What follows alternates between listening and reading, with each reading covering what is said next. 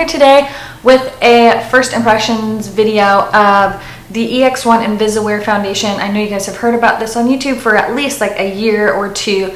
I'm new to the bandwagon. I finally decided to take the plunge and purchase it, which it's really not taking much of a plunge. I got this off of lookfantastic.com, I think is the website that I bought it off of. It's about $18. I got mine in the shade F100. I also purchased F200, but that seems quite a bit dark. I'm wearing F100 right now, obviously, and it's a really, really great match. And it says it's a lightweight, luminous liquid base formulated with light diffusers which unify skin tone and cover imperfections effortlessly. I completely agree with that. Specifically designed, true color pigments work perfectly with your skin's natural tones in an ultra blendable formula. It's 100% oil and fragrance free and non-comedogenic. So I agree with the fact that it's like invisible looking on your skin. I don't feel like I have a ton of makeup on. When I applied it, I felt like my skin looked really warm and very healthy and glowy without being dewy though, and it wasn't like a super matte finish either. It was a very natural skin finish, and it was the first time that I ever put on a foundation and I just felt like my complexion was really warmed up without needing bronzer or blush or any other additional products. Where if you are a fair toned girl, I'm sure you can relate to this, that when you put on a light foundation, you just all of a sudden just feel like a ghost. There's no definition, there's nothing to your face. You're just super pale and white. And this just seemed to really warm up my skin and gave it this really pretty, like warm tone to it that wasn't unnatural looking. So I really liked that. Again, it's what I have on my face right now. I think I got this for about $18 from that Look Fantastic.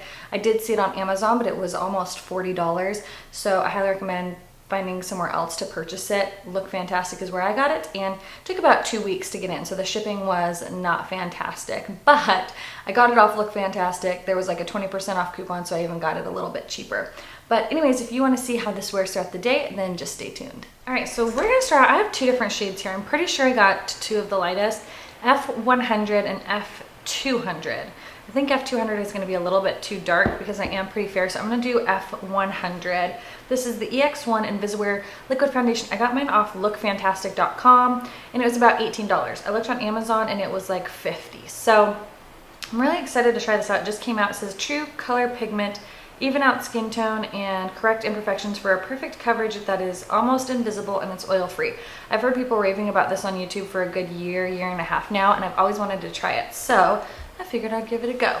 So I'm gonna do the shade 100. It does have a pump. I actually like the packaging. It's got like a cool little copper top, and it is plastic, and it took a while to get it, just so that you know. When I ordered it from Look Fantastic, I think it took 2 weeks almost to get it. So, okay. So pumping it out, it is a thicker foundation. If you can see there, it's like very, very thick. It's not runny. It's not like a serum-y foundation. It looks very thick and creamy. So we're gonna see how this applies. I need to find my mirror here. I haven't been in here filming in so long that I can't find anything. So, and I'm in a different chair too, so I feel so tall. Okay, so let's start out with a little bit of primer, just because I always do. The primer I've been using a lot is the Nivea Aftershave Balm. I just put mine in like a little container so I don't have to carry the big package around. And I really like this. I feel like it makes my makeup just glide really great on the face. I don't feel like it mattifies me or like definitely doesn't add any luminosity or anything to the skin, but I feel like it just kind of helps hold on to the foundation a little bit, and it gives me, you know, a little bit more wear time. If I don't wear primers, then my foundation wears off really, really quickly, and I do have some uneven texture to my skin, and so priming it really helps kind of even out the texture and helps the makeup sit a little bit smoother on my skin. So if you need an inexpensive option, the Nivea Aftershave Balm, you can get it at Target or any drugstore really. I think it's about $7 or $8 for a huge container, and I just poured mine into a little travel container from Target. It just like adds a little bit of tack to your skin. So if you can't afford a primer, or you don't want to spend $40, $30 on a high-end primer, there's plenty at the drugstore that you can get, and there's so many nowadays that you'll definitely find one that you like. So that one is a very great option. I really like it. So as I'm kind of patting it onto my hand to get some on my finger, it is like getting to be like a little bit more of a creamy mousse. It's kind of melting in to my finger. So let's just start with one side and see how this applies. I'm going to use my Real Techniques Complexion Sponge. Sometimes I do call this a beauty blender. I know it's not the actual beauty blender. I just kind of use that term so loosely just because to me it's the equivalent. Oh, I actually really like the color match of this. I thought it might be a little dark. Now from what I remember, I think that this foundation is for like the warmer tones, the warmer skin tones. Like it had a little bit more of the yellowy, olivey tones to the foundation. So if you were having trouble finding that tone, and there's always like the pink foundations and you're wanting something that is less pinky and more warm, I think that's why a lot of people were really liking this foundation. I have a lot of pink in my face, but when I self-tan, it's a very warm, more yellowy self-tanner.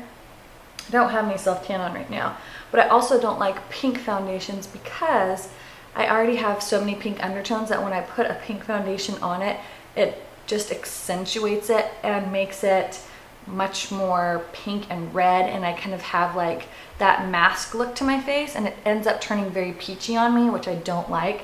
So I always go for a very neutral or a warmer foundation to balance out a lot of the pink and the redness that I have in my skin. Otherwise, if I go for cool foundations, it gets very, very, very peachy on me. So I have to be very careful when picking out foundation and make sure that I'm getting a more neutral or warmer tone, because if I go warmer, it obviously balances out those pink undertones, and if I go neutral, that always seems to be a really great match. Okay, so I have it on half of my face. You can tell because obviously this half has like some discoloration. This is a lot more even. I feel like, let me get my mirror here a little closer. Yeah, I like the way that it looks on the skin. It definitely doesn't look heavy. I feel like it's covered really nicely. I like the finish on it. It's not like a super matte finish, but it is like a very natural skin finish. And if I'm looking in the mirror, if I were to just look at this side of my face, I don't feel like I look like I have makeup on. Like the makeup, I'm pretty sure that said it looked undetectable, and it really does. Like it does not appear that I have any makeup on. Like, I'll see if I can zoom in a little bit. But it just sits really nicely on the skin. I've been excited to try this. So I feel like my pores, the primer I use is not a pore filling primer, but I don't feel like it accentuates my pores. I feel like it just kind of like smoothed over them, and I'm not sure if it will really pick up. Even if yeah, it's not gonna pick up in this camera, but in the check-ins throughout the day, I'll make sure I zoom in to show you how it's wearing. But yeah, it covered really nicely, evened out the skin tone. I dig it so far. So let's do this other side. And this color match is really good. If you are a lot more fair than me, then obviously the shade 100 is gonna be a little bit dark, because this is like borderline. It works for me, but just barely. So that was about a pump and a half of the EX1 foundation in the shade F100. I'm really loving the way it looks on the skin. I feel like it's really warmed up my complexion without being too dark, and it's given my skin like a very warm look to it. Very natural, very like natural skin finish. It's not glowy, it's not super luminous, it's not matte, it's not even a semi-matte. It's a very natural finish, but I feel like it doesn't look like makeup on my skin. It's really evened out my skin tone, but at the same time, like my face just looks very like healthy and like warmed up. It doesn't look super pale. Sometimes I feel like when I'm pale and I put on foundation, I just look ghostly, and I have to really go in with a ton of bronzer and blush and like really warm my skin up. But I feel like this foundation has really warmed up my complexion, and the tone of it is really beautiful to where I don't feel super ghostly pale, which I don't think I've ever had a foundation really do that except for when I'm self-tanning. So as a fair girl, to have a foundation that makes you feel like warmed up and not so like flat white is really interesting, because I've never had that in a foundation. But I really like this. Like I would be totally comfortable just wearing this, putting on a little mascara, and not even feeling really like I needed to add blush or bronzer or anything to add color back to my face. So it's very interesting. I really like this. So I'm going to finish up with the rest of my face, and then I'll check in with you guys in a little bit and we'll see how it's holding up. And just to let you know, it is 8:43. So I'm here with the check-in. It is now 10:05. And I love the way the foundation's looking. Everything applied really easily over it. The foundation just looks really, really beautiful. I really like it. So far, so good. I love the way it warms up my complexion. I love the tone of it.